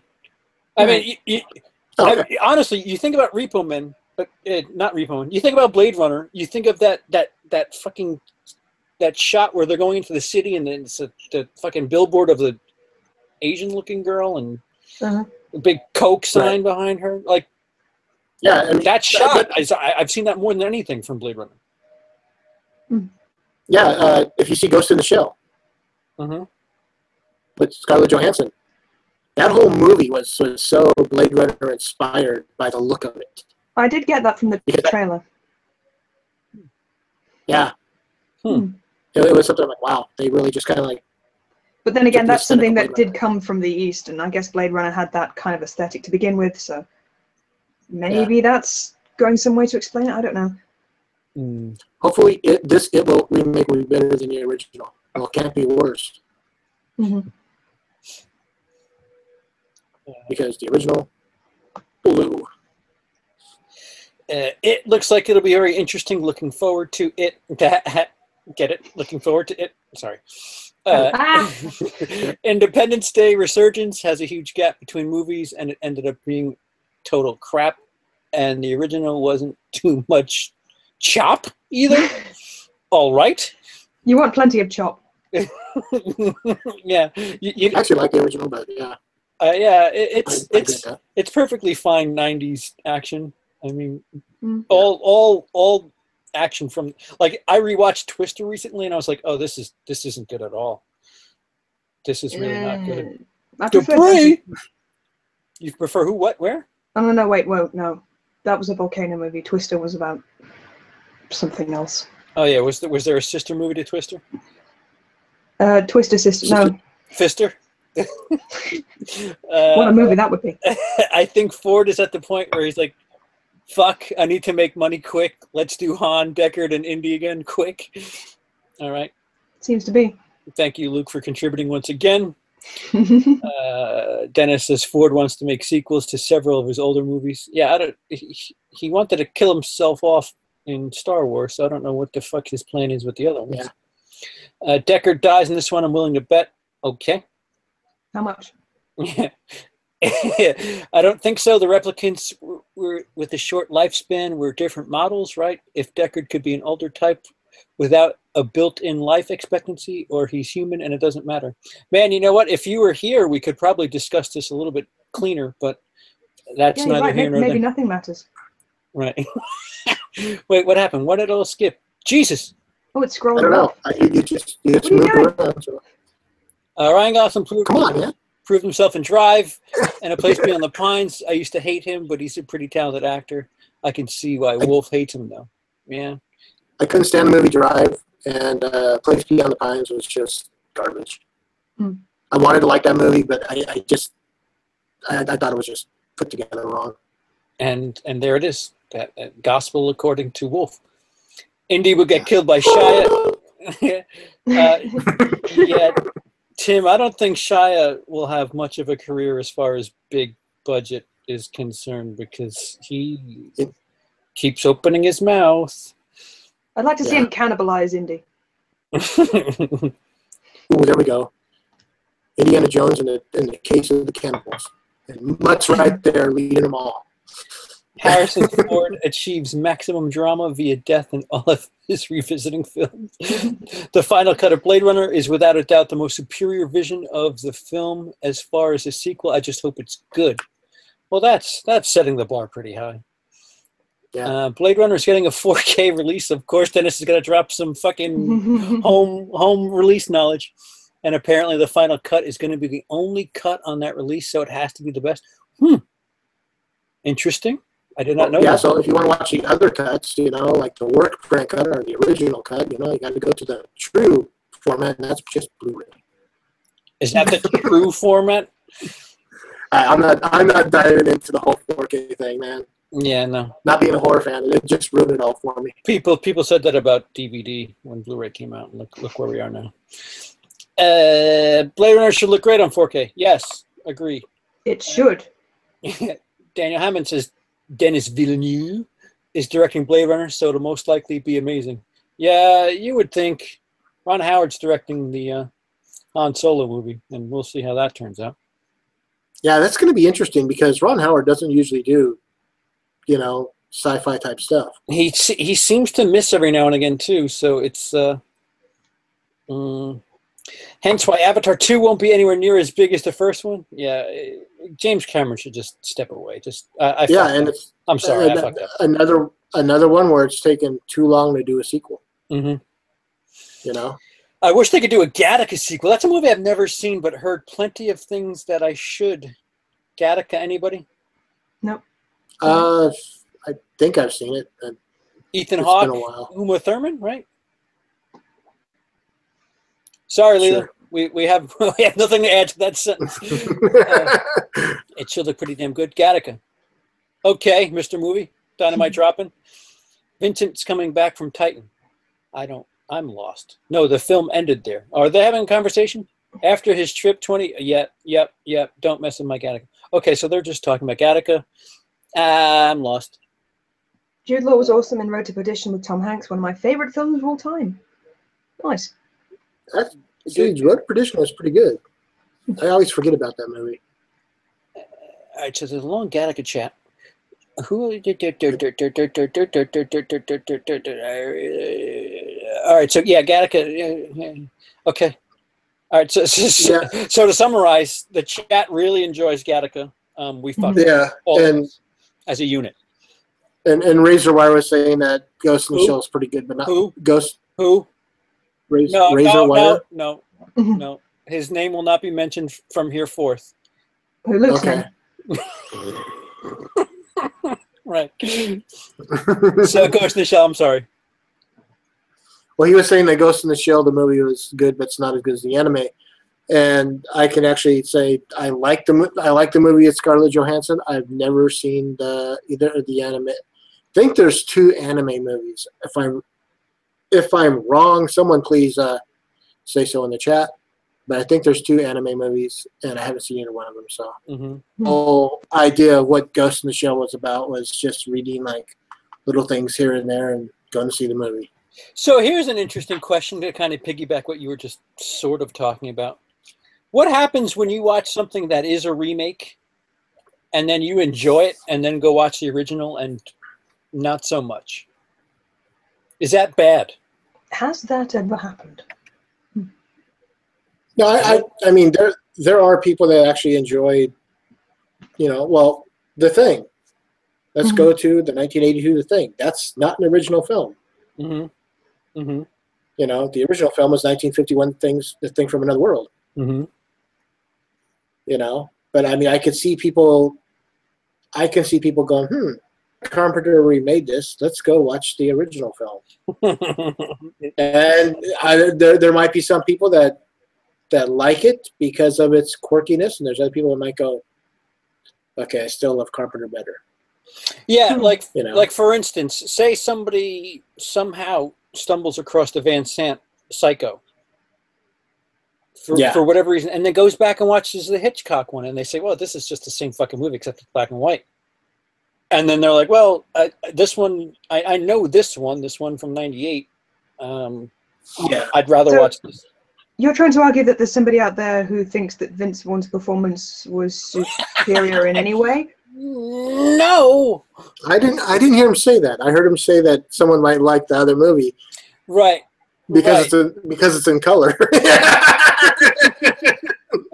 That's not none of you got what I was saying correctly, but well, all right. So I'll bring it down to my level. Somebody watches the Friday the 13th 2009 version, and then they go back and watch the 1980 version. They say, "Oh, no, thank you." That would bother me as a keeper of the flames. But there are those people out there. That's the sad thing, right? So is it wrong to think that? I guess is my question. Yes, maybe. You've crossed your mind. Well, no, like not is it wrong, but like should they be ridiculed or in this world of internet where people opinions mean more than anything? Well, if you state your opinion on the internet, you deserve what's coming to you, I suppose. Well, I think you're a cunt. Well, we know, but that's the English version of the word, though. Yeah, we pronounce it kunta.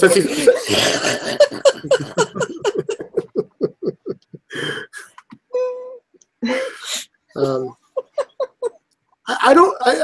To get back to your question, I don't know because it's like I can't stand the original Last House on the Left. Oh, I agree. I actually agree with you there. I don't mind the terrible movie. Mm-hmm. No, but I love I wouldn't say terrible. I actually prefer the remake, and I actually prefer the remake of. No, that's what I'm saying. I love the remake. I think the original is a terrible movie. Well, right. I'm with you halfway. I don't think the original's terrible, but I certainly same here. I'll say this: the Texas Chainsaw Massacre remake, I like it more. Any particular reason? Jessica Biel's pants. No. Is that no. It's plenty of reason. No, Jessica Biel's pants didn't say "Good luck." No, not "Good luck, Chuck." I now pronounce you Chuck and Larry. No, her bra and panties did, but. Okay. Nice retort. No, it was paced quicker, a little more polished. I'll admit I'm not a big fan of the whole dated look of film, like this blurry fucking shot on a 16 millimeter type. Yeah, it kind of has the same problem as The Hills Have Eyes, the original of that. I don't know if you've seen the remake. Did they improve on that? Right, and I would also say that I would prefer to watch The Hills Have Eyes remake. Yeah, I'm just gonna go burn myself in a trash can at this point. No, there's nothing wrong. I mean, there's plenty wrong. I understand the look of the original TCM because it's like at the time it was cheaper to buy 16 millimeter film than to buy 35 millimeter film, and they were buying from people that made porn. They'd buy the ends, you know, the ends of the film. So yeah, just want to specify. Yeah, and then they would tape them together to make full length, you know, like full length of film to shoot, and full strips, you know. But I like the look of the original. I got nothing against the 2003 remake. I think it's a good film too. I agree the pacing's a little bit faster there, but I prefer the original TCM, and I also I like both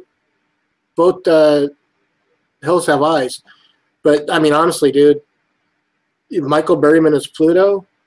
You don't have to use any prosthetics whatsoever, and you get this fearful looking dude. You know, so again, I mean, I saw that in the drive-in when it came out. So I feel bad that they dragged him back to the desert again when that poor guy can't sweat properly. Yeah. Leela says, "Watch Gattaca." Leela, I promise I will watch it before October. How about that? To be fair, some versions of anime weren't great. Arise was iffy. I'm assuming that's got to be the Ghost in the Shell reference. There are two.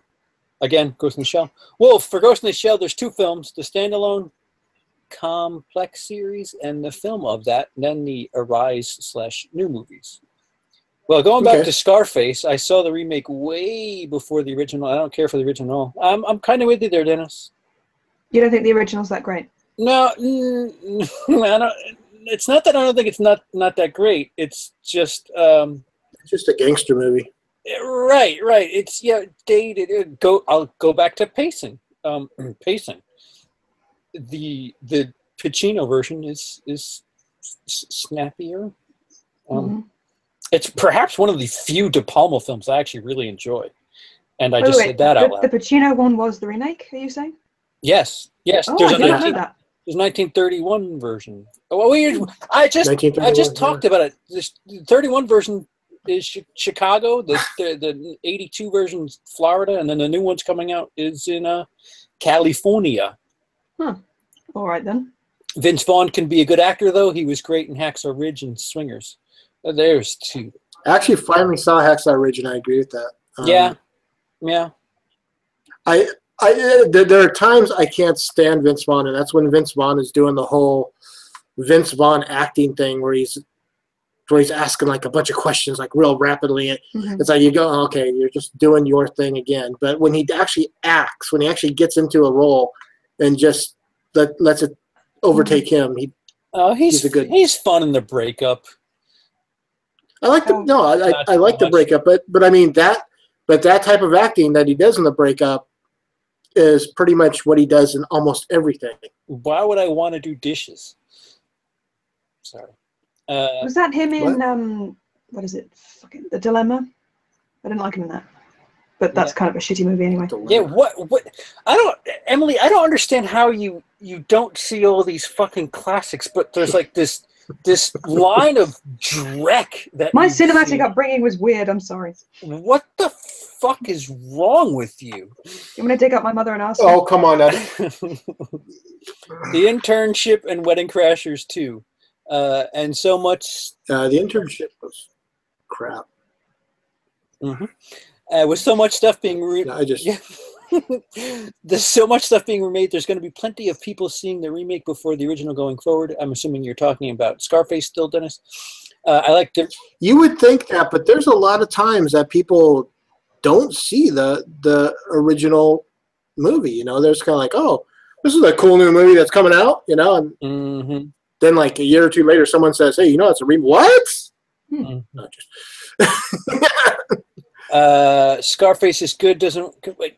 Fucking slow down. Scarface is good doesn't compare to Tim said. All right, Jerry, shut up for 5 seconds. I like to remake Texas Chainsaw Massacre as well. Scarface is good, but doesn't compare to the greats like Goodfellas and Godfather as far as gangster and mob films go. Well, yeah, I would put Scarface third to those other two. I'll agree with that, but they aren't remakes. Haha. I don't know what the fuck you're talking about. One reason the remake for Texas Chainsaw Massacre is better than for me is Arlie. Ermy. Yeah, he's all right. Ermy, yeah. Speaking of no prosthetics, Willem Dafoe as Ryuk? Rook? Yeah, that should be good. And Death Note should be interesting. Death Note, excuse me. Watch the horror movie Shrooms? No. Yes, I will. I promise. I'm getting right on That's it. I've seen it. What? Oh, is that you private messaged me yesterday. Well, that's not creepy at all. Lila T, I agree. Scarface is one of my favorite gangster flicks. Hey, Brian, you want to take Luke's place? I prefer it over Goodfellas. Ooh, I don't know if I agree with that at all. You're normally right, Brian, but no. And then White Tim, and then no, Brian. I take Goodfellas over. Wolf, LOL. I don't know what the fuck. And then she's got dentist face after. Shiny, what the fuck? Doing good. How about yourself? Yeah. Yeah, what? I don't know what is. Yeah, no, I wasn't still talking about Scarface. I wrote so much stuff. So many remakes being remade these days. You spelled D's wrong, Dennis. What's the topic of discussion? My bad. I'm just commenting randoms. Yeah, no, it's all right. I'm just reading randoms. I disagree. Brian Goodfellas is better than Scarface. I disagree. Donkey Kong is better than Mortal Kombat. Emily gets to shrooms after she finishes Marble Hornets. Donkey Kong sucks. You know what? You suck. Emily got to shrooms after she finished Marble Hornets. Yeah, all right. So I was can do, mate. Oh, well, then I call your bluff. Not saying it's a better film, just prefer it. Doop. Well, we're shutting her down in 20 minutes or so, Brian, but mind the fuck not. Guys? Yes? What? Anything? You can start talking again. I'm sorry. Brian, I just sent you a thing on Facebook. So what, huh? What Goodfellas? Goodfellas are Scarface? I think Goodfellas any day. Mm-hmm. You know, I mean, I like Scarface. I own Scarface, but I still think that I think Goodfellas is a better movie. Of all of them, I'd take Casino over Goodfellas. Listen, if I can say a quote about pussy, I'm gonna do it. And to quote Al Pacino in Scarface, this whole town's a great big pussy just waiting to get fucked. Oh, I thought you were going to go with the other one. About No, it it's that. No, I'm staying topical. You know a lot of pussy quotes. I do. Well, at least 2. I do. A lot. That's a lot. I know both the pussy quotes in film. If you find it cheaper, pussy. Yep. Fuck it. Daniel Hammond says, Brian, I can respect your opinion, although I disagree. Haha. A Bronx Tale. Ooh, good call, Leela. I mean, give me Casino, too. Casino I like a lot more than most people do. And fucking... Yeah. My favorite line in that is at the beginning where Joe Pesci is doing the voiceover, and he's like, you know, we really fucked things up. And it's like, dude, there was no we in this whatsoever, you little troll. Once you watch the movie, you realize there was no we. You. Hi, Brian. How are you? Hey. You all right? Welcome. There's something behind you. Is there something? No, behind Brian. So, the little monkey. How caught up with us are you, Brian? I literally just tuned in. Oh, all right. So we've been talking about remakes or sequels that are a little gappy. Well, yeah, and or we progressed to sequels that perhaps are a little too late, and or remakes that are a little too late. Anything that comes to mind, Batman? I don't know. I can think of something that maybe came too early. Wait, which came too early? I think Timothy Dalton's Bond came a bit too early, but whoa, really? Whoa. Yeah, because I don't think people were ready for it. You look at what Timothy Dalton was doing with Bond. He took it in a much darker route, and I don't think people were really ready for it, especially after coming off the back of Roger Moore. I mean, now a lot of Bond fans hold his films up in quite high regard, but at the time, they didn't allow him to do a third one because everyone was like, "Oh, Timothy Dalton's crap. We don't like his Bond." Now they're like, "Oh yeah, Timothy Dalton's awesome. It's a shame he didn't do more films." Yeah, the second Timothy License to Kill and Living Daylights was his first one, and then License to Kill was the one that kind of like he went super dark on that one. He was just like a man, and it was all about vengeance in that movie, and that's not where people want to see their Bond. Well, like what are they doing now? I mean, all the Daniel Craig ones are nothing like anything before it. But that's what I mean about coming too early. I'm like, now people kind of embrace that. I think Timothy Dalton's was a bit ahead of his time, maybe. Yeah, when you look at, it's like they went from Timothy Dalton to Pierce Brosnan. It took them 5 years between films for them to find another Bond and for them to come out with a movie that that looked and felt like a Bond film. Wasn't Pierce Brosnan supposed to be Bond the first time around when they went with T-Dalt? He was Right, but he auditioned, was doing Remington Steel, and they wouldn't let him out of his contract to do it. yeah. So yes, so technically yes. Yeah. Did you call him T-Doll? T-Dalt? Oh, I thought you took the tin off the end. Like that was his rap name. Just the on. Mm. Sorry. Well, Roger Moore was actually supposed to be Bond first off, because that's the way Ian Fleming always pictured him. But he was doing the Saint at the time. You know? So Dennis says that the Dark Knight is a cash. Yeah, just moving on.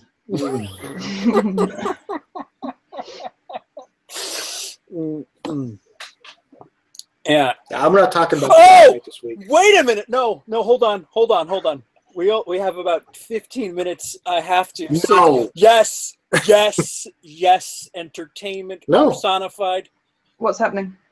Yeah, Dennis, I'm way ahead of you, Dennis. No, because Brian is perhaps the biggest Nolan/Dark Knight guy I know. We went through this last week with the biggest Nolan/Dark Knight guy from Canada. So no. But he said you're entitled to your opinion. Brian's going to tell you you're wrong. It's a little bit different. Go ahead, please. It's my birthday in 6 months. We'll do it in 6 months then. We're not doing this every week, man. This is like the 6th episode. For some reason, it seems like every week you drag this. Will you do it for me? My birthday's just over a year away. You were the one complaining last week, Emily. You're like, are we doing this again? All right, so if Wolf won't talk, I will talk to you, Brian. So a running gag here on this stream has been Not a running gag. Wolf doesn't like Dark Knight. He says that the Nolan versions of Batman aren't in the comic. Is that what it is? Aren't true to the comic? Well, opinions are like assholes. Everybody's got one. It's just, and everyone else's stinks. Yeah, everyone else's stinks. No, look, it's the thing is, with Batman as a character, you are talking like 80 years of history. This whole thing people get on, like people now, a lot of people now, the defenders of BVS, of which I am one, the thing that they usually use is that, Ben Affleck's Batman is the most faithful to the comics. It's not. It's the most faithful to a particular era of Batman in the comics. You look at the Batman of the 70s, the Batman of the 60s, it bears no resemblance to what Ben Affleck's doing now. And it's like, to me, Nolan's Batman bears a lot of resemblance to how Batman looked in the early to mid 90s, which was the era of Batman I liked most. So it's a matter of picking the wrong era of Batman. Versus the wrong. Does it have to be the same era as Superman, or is it kind of a world colliding thing? Can that happen? Look, I once knew someone who said, and this was just when we had the 4 Batman films, 2 Tim Burton ones, only 2 Joel Schumacher ones. Mm-hmm. I knew someone who said that the Batman films got progressively better. Mm-hmm. Now, obviously anyone would say this guy's an idiot, but it's subjective, because to him, he grew up on 60s Batman. He grew up with Adam West. He grew up with 60s style comic books in which it was all flipping UFOs and psychedelic colors. So to him, that, Schumacher's Batman was the most faithful. To me, it isn't, because that ain't the comic books I grew up with. They're not the comic books that I gravitated to. So, okay, if Wolfman, if you say the Nolan era Batman ain't the most faithful to Batman, depending on where you come from, yeah, that can be completely true. So if they're working for a current audience, you think it should...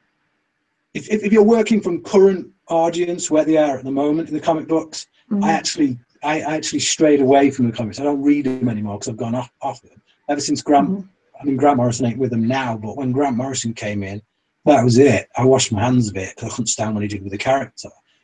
But I think, you know, like Ben Affleck's is more kind of Frank Miller-esque, which I like.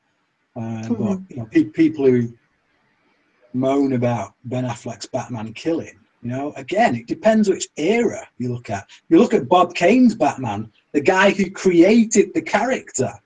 In one of his first stories, he's carrying a gun and he shoots someone. He kills, you know, he kills the villain. So I think that's mentioned in the chat, actually. Yeah, you're going to argue with Bob Kane, the guy who created the character, and say, oh, it's not faithful enough. It's bollocks. It depends which era of Batman you are looking to for your inspiration. Christopher Nolan has looked, you can clearly see many influences that he's drawn from the character. So Can I now interrupt you and tell you what he said about the Joker from The Dark Knight? Cool. The only reason that Ledger won the Oscar was because he was dead. Brian, I'm done. Anyway, nice chatting with you guys. That's not my words. Retort at all? Nothing? Is that it? You have nothing to say about that? Is he frozen? No, he might have had a heart attack. Okay. No, look. Opinions. Whatever.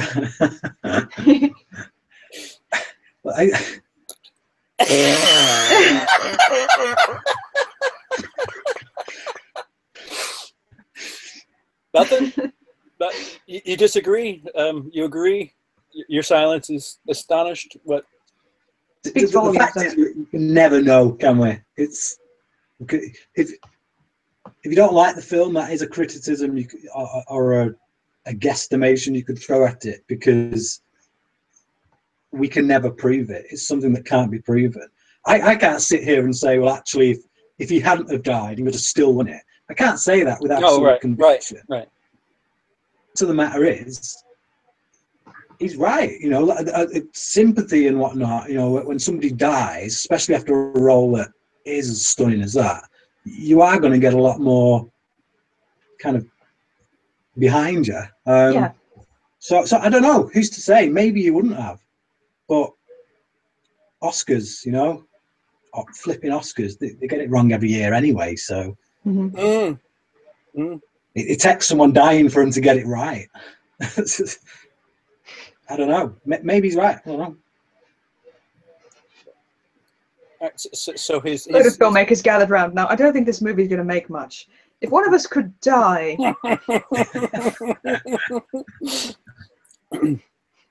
So we're joined by another party. Are we? You sure? He's shiny. Luke, would you care to say hello before we have to go? Brian, what are you doing?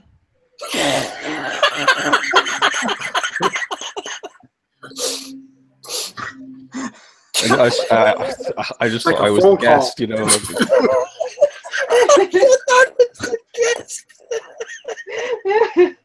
Fucking guy hangs out in the chat for 45 minutes.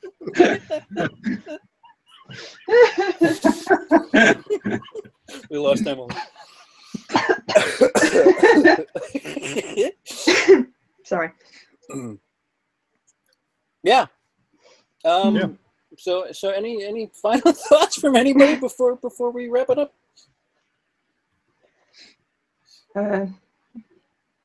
Wolf, go ahead, please. I pretty much set up the pedestal till you get knocked down there. So no, that's fine. I'm telling you straight up, man. This is not something I'm gonna. I know you want me to talk about this every week. It's entertaining. I'm sorry. I listen. If you're uncomfortable, I apologize. It's just Brian is. It's not that I'm uncomfortable. I think we're better than Wolfman. Don't succumb to it. This isn't about you right now. This is actually about CP trying to get me to freak out. That's what he's trying to do with me too. Because if you watch like the other episodes, you hear my opinion on this. The only thing I'm gonna say is I put this in like my overrated, Dark Knight is an overrated movie. But that's it. But I will not dance monkey dance. I'm sorry, CP.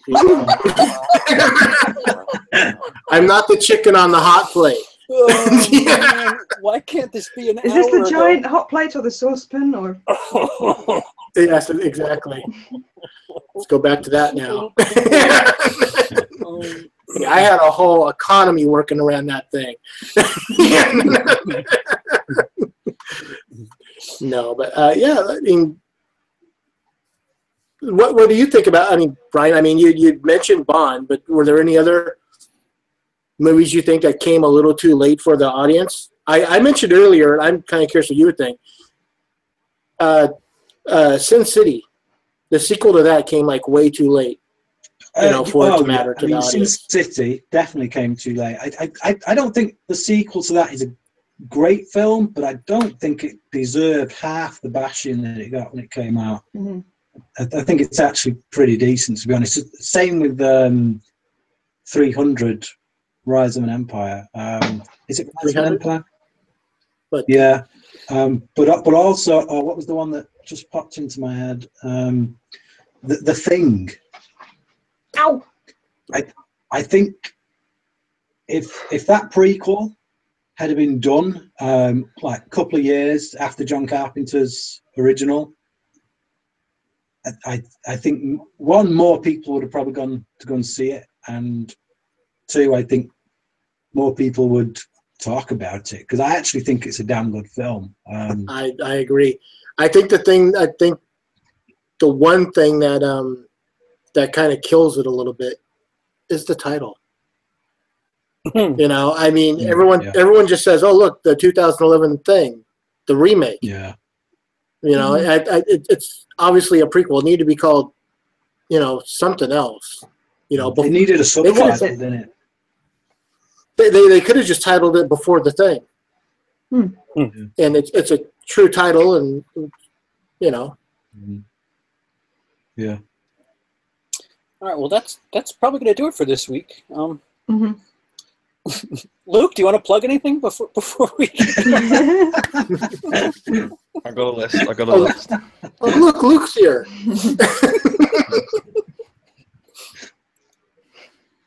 That's a no. No.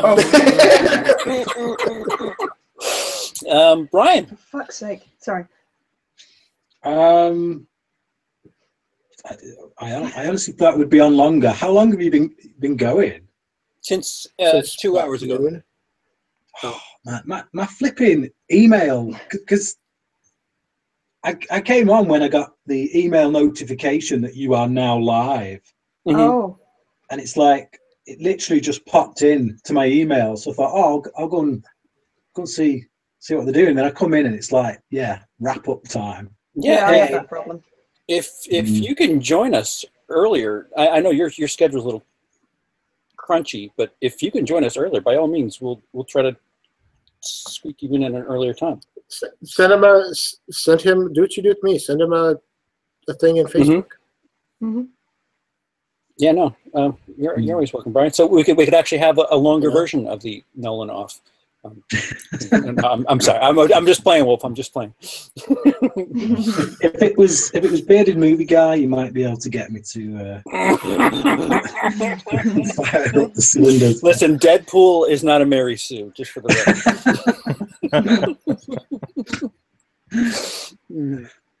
record. Yes, I love you, sweetie. But for the record, anything you want to plug, Brian?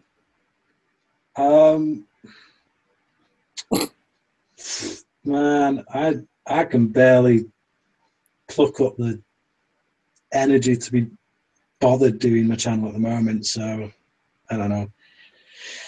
If you like listening to podcasts, check out the Brits on Flicks podcast on iTunes. Mm-hmm. Sounds good. I might just do that. Oh, you watch Brian Luke watching my marathon too. There's that. I still need to watch that. If you have an hour to destroy. Mm-hmm. Wolf. Well, let's see. I got a new sit down up today with Joanna Van Tine. She she used to go by the name Joe Pincushion. She's done a bunch of indie horror, but now she's starting a new podcast called Apocalypse Now. Heard about that. That's the way she says it. So, I've got a new Blu-ray hunting video coming up this Friday. Deanna Russo from the ice cream truck tonight on Wicked Horror Show, and I'll be recording my independent one-on-one with her for that. And if you want to follow me on, well, anywhere on the net, you can follow me on YouTube, the 13th Wolfman, Tumblr at the 13th Wolfman, Twitter, 13th Wolfman The Prowl. Every Sunday on the Dork and every Tuesday on Wicked Horror Show. Always doing Horror One with Kev, and when we're done with that, we're going to do Wicked Horror reviews, and of course, every Tuesday here on American Werewolf and London. Hey. That's pretty sexy. Emily. You can soon be watching my reaction to Brian's reaction of Luke's reaction. If you do that, I will do a reaction video. Oh, I'm tempted now. I might. It's just going to be called UK Reaction. How many layers can we go? No, just the usual thing that I'm still working on. Marble Hornets. Yeah, I'll be joining Horror Addicts for their stream on Saturday/Sunday. Oh, that's big. Ghouls Night Out. So yeah, that should be fun. Yeah. Do you know the time that it would be local for them? Okay, so it would be 8 p.m.